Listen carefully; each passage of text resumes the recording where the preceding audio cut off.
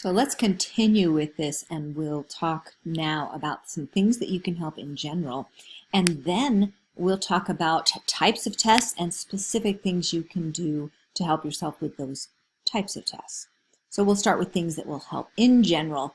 Improving your vocabulary will help you in every future test you ever take. Have you ever taken a test and you studied for it and you knew the content, but you came to a question and there were words in the question you didn't understand, and that frankly meant you didn't understand what the question was asking you? That is a vocabulary problem. That's not a problem with your studying and with your test taking. So improving your vocabulary will help you all the way around. If you know roots and affixes, at least you can make a guess about a word that's in a test. If you use context clues, you can make good guesses.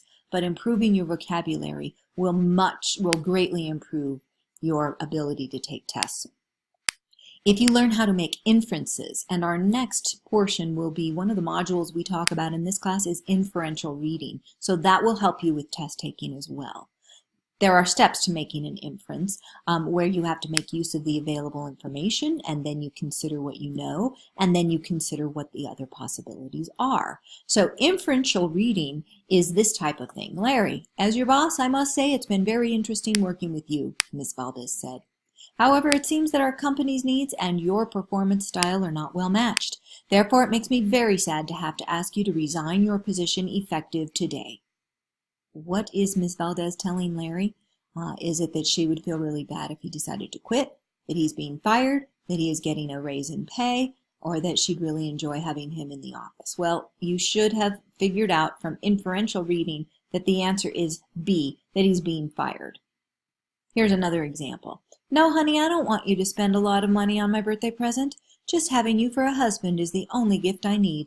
In fact, I'll just drive my rusty old bucket of bolts down to the mall and buy myself a little present, and if this poor old car doesn't break down, I'll be back soon. What is the message? Is it that I don't want a gift, or that the mall is fun, or that I'll carry a bucket for you? No, this person is really saying, buy me a new car.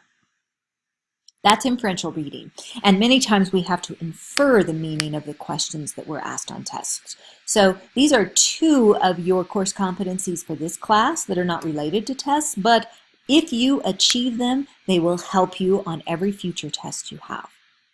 Let's talk about the different types of tests and tricks and tips I can give you.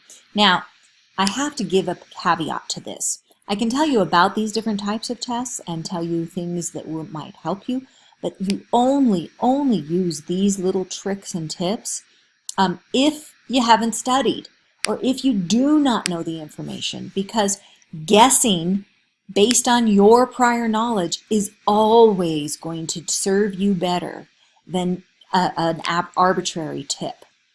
So I don't want you to even take notes on this for that reason. Multiple choice. So multiple choice is where you are given a stem and then there's three or four or more choices. So if one of those things hasn't been covered, maybe it's a distractor. Remember I told you a distractor is the wrong answer that's designed to distract you? If you've never seen it before, maybe it's a distractor. Of course, this does not take the place of studying. If there's two correct answers, then look for an all of the above choice. Is one answer more thorough? If one answer is more thorough, it generally is the better choice. Is there a passage to read? So there's a passage to read, it's maybe 4 paragraphs long, and then there are 4 questions. Well, here's my tip for that. Read the questions first. If you read the question first, you are setting yourself up in one of the P's. You're giving yourself a purpose for reading. It is a far better way to go. Sometimes people, when I tell them this, they think they're cheating. It's not cheating. It's actually good test-taking skills. Let's talk about true-false. A couple things to talk about. Tricky negatives, conditional words, false. False is false is false is false. So if you get a question like this, the British Parliament is made up of the House of Lords and the House of Commons and the House of Westminster. Okay, I know that it's made up of the House of Lords, and I know it's made up of the House of Commons. However, I had never even heard of the House of Westminster. What is that? If that part's false, the whole thing is false, even though the first part of it is true. If part of it's false, you have to mark false. Conditional words. These are words like all or nothing. Conditional words are usually true. So if it's an all or nothing and not a usually or sometimes or most of the time is a condition. If they're like that, then it's generally going to be in the true category. Animals that live in complex social structures usually have large brains than animals that are solitary. If it's 100% conditional, like it's always false, like it's always this or it's never this, if that condition shows 100% of the time, then those are usually false. Interest rates always go up when unemployment goes down. Generally, that's a false statement because of the word always. Tricky negatives. This is another way that you get taken. In other words, you might know the answer, but you don't know the question. So here's an example. It is not uncommon for unsuccessful students not to believe in their ability. That is convoluted and difficult to understand. So how do you even know how to answer it if you don't know what the question's asking? It's a true-false, but how do you know what it actually says? Well, the way to deal with this is to cross out all the negatives. So I'm going to cross out not, not. And now I'm going to read it. It is common for successful students to believe in their abilities. I can understand that, and I believe that that is true. Successful students believe in themselves. That's common. That's true. So now when I put one back in, I change it now to be false. All right, so put the other one back in, and it's now true. And I put the third one back in, and it's false, and the fourth one back in, and it's now true again. So that way I can say the answer is true. That's how you can deal with two true-false questions. Again, you have to have studied first. Let's talk about matching items. Matching items are where you have a column on one side and you have to match it up with a column on the other. So A matches with B, or the letters match with the numbers. So first you have to read the instructions, because is it possible that there's a one-to-one match, or is it possible to use one of the answers for more than one of the choices? So that's important to know, because if you can use an answer more than once, you're not going to cross it out. Do they have the same number of items, or are there more choices? So it's not a one-to-one match. Another thing to consider is the amount of time it takes you to read it. So is one column more wordy?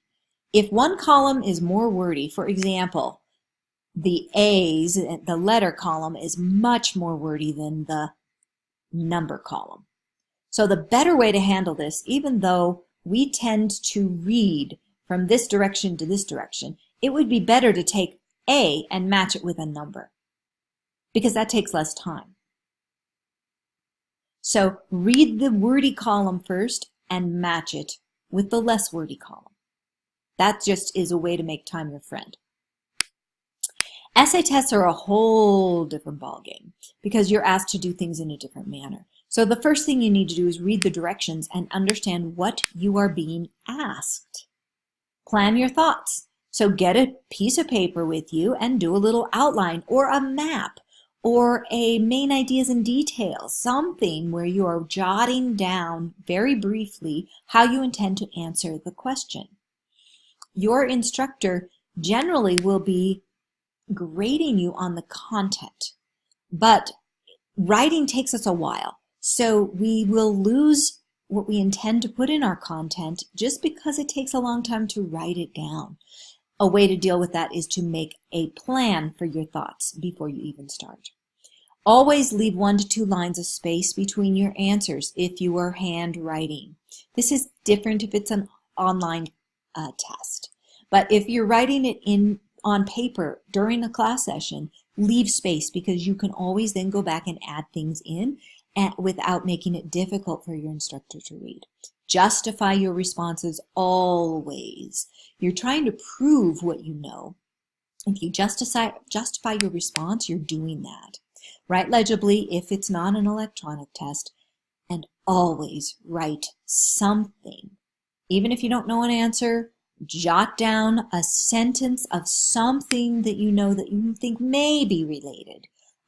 Because I can't tell you how many times I have given partial credit just for something that was written down. And if nothing was written down, I have to give a 0. So instructors have certain rules we have to follow. If you don't write anything down, we cannot give you partial credit. So as a student, always write something down. There are more parts of this particular Prezi, particularly reading math problems and test anxiety, that I'm not going to cover in a video, but I will leave this entire Prezi for you to click through. And if you scroll down on the information pages, you'll be able to see the whole Prezi. For now, follow any more instructions on Canvas.